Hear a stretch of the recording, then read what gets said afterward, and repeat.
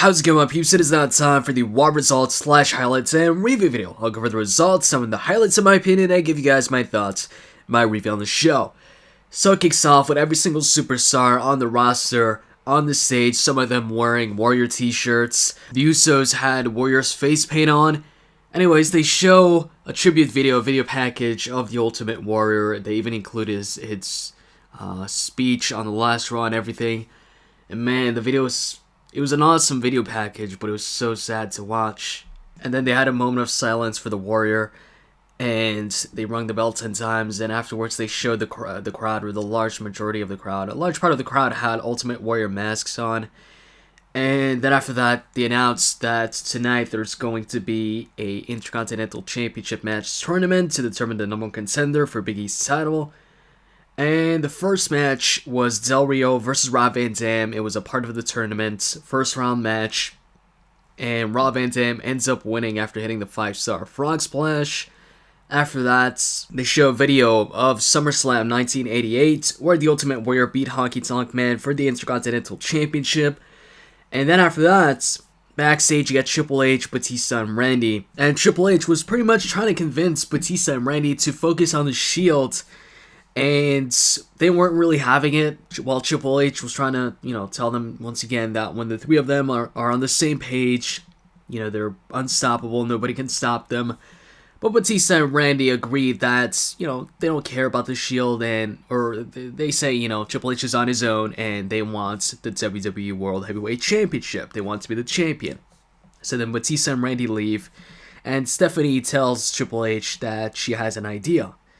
After that, it was Cody and Goldust versus Ryback, and that match came to an end when Cody and Ryback were the two legal men. Goldust and Axel were on the outside of the ring. So then Cody goes, I believe, for the disaster kick on Ryback, but Ryback catches him in midair with a clothesline or a meat hook clothesline, covers him, gets the 3 count, and Ryback will win the match. And then it was Paige versus Alicia Fox. Right from the get-go, Alicia Fox hits like 2 tilt-a-whirl backbreakers. Eventually, Paige starts building up momentum, and then she locks in a pretty unique finisher submission hold. She calls it the Scorpion Crosslock, I believe, which in the beginning looks like a sharpshooter, but then she turns it into Beth Phoenix submission finisher that she had. And Alicia Fox taps out, so Paige wins. And then following that, it was the Usos versus Batista and Randy. And this time there was no double countout, but there was a disqualification because towards the end of the match, by the way, the Usos came out, with their Warrior t-shirts and the Warrior face paint, and also in the beginning of the match, they both, jumped from the inside of the ring to the outside onto both Batista and Randy. Once they got back in the ring, one of the Usos got on the ropes and shook the ropes just like the Ultimate Warrior used to do. And anyways, at the end of the match, one of the Usos, the legal one, hits the Samoan drop on Batista. And before he could get the tag, before he can tag in his partner, Randy comes in and attacks the Uso that's on the apron so the other doesn't tag him in. And then he goes on the outside, starts attacking him some more, throwing him on the barricade. And then the Shield come out of nowhere and attack Randy, so then it's a disqualification. They take out Randy, they then surround the ring, Batista surrounded. And Dean Ambrose, Seth Rollins go in first. Batista takes them down quickly, and then when he turns around, Superman punch from Roman Reigns, and Batista just rolls out the ring, and the Shield stand tall inside the ring. So then they show a video of the Ultimate Warrior versus Hulk Hogan in WrestleMania 6 when Warrior won the championship, and then backstage, you saw Batista and Randy, and they're frustrated at what happened, and Triple H walks up to them, just looks at them, and says, "Told you," and then leaves. Afterwards, we get Paul Heyman, who rubs it in that Brock Lesnar broke the streak, that he conquered the streak. The crowd boos, and he rubs it in some more. Says it like 3 times in a row that his client broke the streak, or conquered the streak. And then he introduces his new client, Cesaro. Cesaro comes out to no theme music or entrance music. And it's Cesaro versus Mark Henry in one of the round 1 matches in the Intercontinental Championship tournament. In the beginning, Cesaro and Henry lock up, but Mark Henry overpowers him, so Cesaro gets out of the ring, and then he kind of strategizes with Paul Heyman. Paul Heyman tells him something, and then Cesaro gets back in the ring, and then he hits like 20 uppercuts on Mark Henry, which, kind of makes Mark Henry dizzy. And eventually Mark Henry clotheslines Cesaro, but afterwards he kind of falls down or falls to one knee. And then Cesaro, he gets on the apron. Mark Henry I think threw him on the apron, but Cesaro stayed on the apron, and then he grabbed Mark Henry, pretty much shoved Mark Henry throat first onto the ropes. And then Cesaro climbed up the top turnbuckle and hit an uppercut from there. He followed that up with a neutralizer and covered Mark Henry for the victory. Backstage, we then saw Triple H tell Brad Maddox to tell the Shield that they're going to be in the main event tonight. And after that, it was Alexander Rusev versus Xavier Woods. The match lasted, I'd say, less than a minute, with Xavier Woods pretty much getting absolutely no offense. Alexander Rusev just destroyed Xavier Woods, made him tap out pretty much instantly once he locked in the camel clutch. And then after the match, he still has the camel clutch locked in for a couple seconds, so R-Truth gets in. R-Truth was at ringside during the match. He gets in the ring and attacks Alexander Rusev. Lana kind of separates them, or actually she just tells Alexander Rusev to not attack R-Truth. But then when R-Truth goes to check on Xavier Woods, she then tells Alexander Rusev to destroy or whatever, and so Alexander Rusev attacks R-Truth and takes him out. And then they show another Ultimate Warrior match. It was Ultimate Warrior versus Rick Rude in a steel cage for the championship. And after that, it was another match of the Intercontinental Championship tournament, Jack Swagger versus Sheamus. And in the match, Jack Swagger locked in the Patriot Lock, but Sheamus got out of it, and eventually he hits the Brogue Kick, gets the victory to advance in the tournament. Afterwards, we get Damien Sandow on the microphone. He wants to say something, but Big Show interrupts him, and Damien Sandow still continues to talk about how he's the most deserving superstar, he deserves this and that he's got something to get off his chest, and if Big Show has anything to say, to, keep it to himself. And he goes on and on until eventually Big Show just hits the knockout punch on Damien Sandow, and Big Show's music hits, and that was it. And then the lights go out, the Wyatt family signal, and we get Bray Wyatt saying that we're next. And then they go to commercial. Once they come back, they were actually next. It was the Wyatt family. So the Wyatt family go down to the ring, and Bray Wyatt cuts a promo on Cena. Cena comes out. And once Cena comes out, he starts, making some jokes about Bray Wyatt, the Wyatt family. He makes a joke about every single one of them, and then he shows a picture.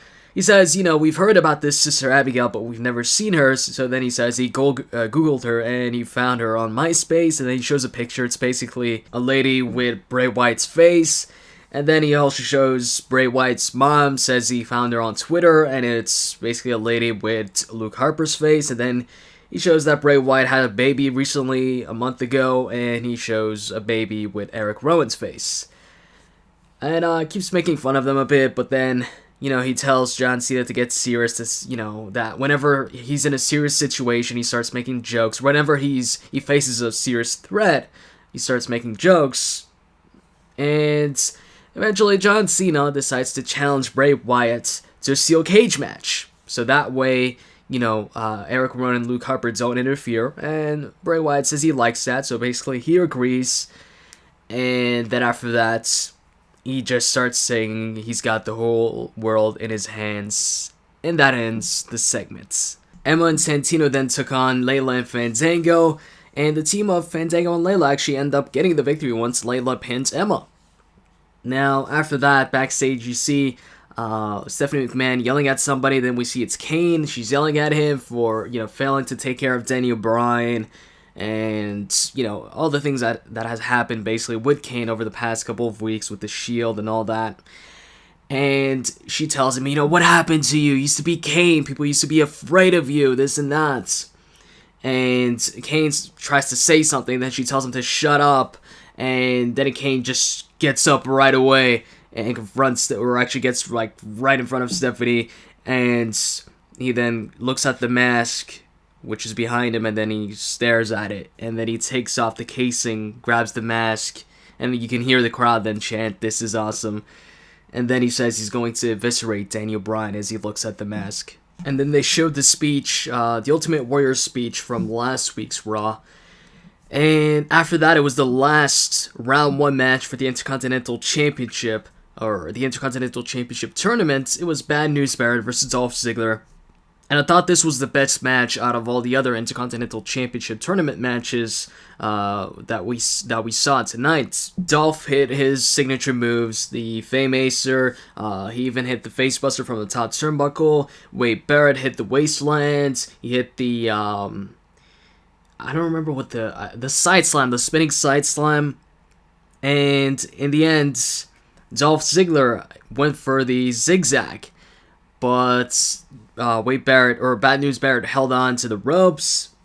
And shortly after, I think Dolph Ziggler tried to roll him up. But Bad News Barrett kicked out at 2. And then right away he got up. Dolph Ziggler charged him. So then Barrett grabbed him and he threw him up in the air. Kind of like Cesaro does. And kind of like you can do in the video games. Threw him up in the air. And then Dolph falls. He doesn't really fall face first. He falls kind of on his knees. And then right away when he gets up, Bad News Barrett hits him with the bull hammer. And then that's it. Wade Barrett. I keep saying Wade Barrett. Bad News Barrett wins the match. After the match, he says he's got some bad news, and it's that he's gonna become the new Intercontinental Champion. And then after that, they show a video of pretty much Kane and what he's done in the past when he's been masked, chokeslamming people through stages, throwing Zack Ryder off the stage while he was in a wheelchair, all that stuff. And then it was time for the main events, which was the Shields versus mystery opponents. We didn't know who their opponents were going to be. It ended up being the Shield versus 11 superstars. Those superstars were Del Rio. After Del Rio, you had Jack Swagger. So then I was thinking maybe it was just going to be the losers, the guys that lost in the tournament, the Intercontinental Championship tournament. But it was actually Del Rio, Jack Swagger. After Jack Swagger was Fandango, so then I realized, alright, it was going to be just a mix of superstars. And then it was either, I don't know, it was Titus O'Neil, I think, after that, or actually, I think 3MB, and then Titus O'Neil, and you had Ryback, so you had Alexander Rusev. I thought Alexander Rusev was going to be the last one, but they also added Bad News Barrett, so it was the Shield versus 11 superstars. In a tag team match, they had to tag each other in. And match really didn't last too long because it ended in a disqualification when Ryback got tagged in. He was kind of taunting a lot, and he was taunting Roman Reigns, who was on the apron. Eventually, Ryback and Seth Rollins get to the outside of the ring. And then once they get to the outside, that's when Roman Reigns out of nowhere spears Ryback. And then everybody just attacks Roman Reigns. And Seth Rollins gets in the ring, and then he hits a running, flipping senton onto everybody on the outside, taking all of them out. And then the Shield, Ambrose, Seth Rollins, Reigns all get back in the ring. And then all the others, they get back in the ring as well, and they start beating on the Shield. And the Shield is just, getting beat down by these 11 superstars. And then, the coolest part of this all was when Evolution's music hits. That's right, not just Triple H's regular music or Batista or Randy. It was Evolution's music, so that was cool. And you get Triple H, Batista, and Randy, coming down the stage or going down the ramp. They go inside the ring. They tell all the other superstars to leave. And Roman Reigns, I believe, started attacking Randy or something, but Randy hit an RKO on him, and then Batista hit him with a Batista bomb, and then they did the same thing to Seth Rollins, RKO, Batista bomb, and then Triple H, I think, tried to go for pedigree on Roman Reigns, but Ambrose stopped him, and he was giving out a few punches, but Batista and Randy took him out with the Batista bomb into an RKO. And then Triple H delivered the pedigree to Roman Reigns. And that's it. Evolution then stood tall over the Shield. Oh yeah, and a funny botch is once Evolution was in the ring and they were beating on the Shields, Evolution's theme music played once again for like a split second or something like that, like a second, and then shut off right away. Maybe the sound guy was excited that Evolution was back and just was really excited to press that music, and couldn't wait to press the music until, Evolution had taken out the Shield. But yeah, Evolution stand tall over the Shield as their music hits, and Triple H, Batista, and Randy all pose as the show ends. So, what did I think about Raw tonight? Highlights, man. Highlights, the main event. Well, highlights, not necessarily the main event match, but just the ending of Raw where Evolution came back. That was cool. It was cool to hear Evolution's music hit. Also, the Bad News Barrett and Dolph Ziggler match. That matchup, really cool match. I'd say the match of the night. And the promo of the night, I'd say, would go to Bray Wyatt and John Cena, just the segment. It was, I'd say, the best segment on the microphone during the show. Actually, I think it was the only one. Was it? I think it was, actually.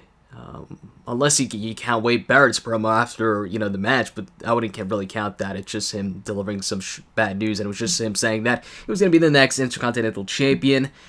But yeah, good show overall, and they did a great job also with the Ultimate Warrior video package. Happy they did an Ultimate Warrior tribute.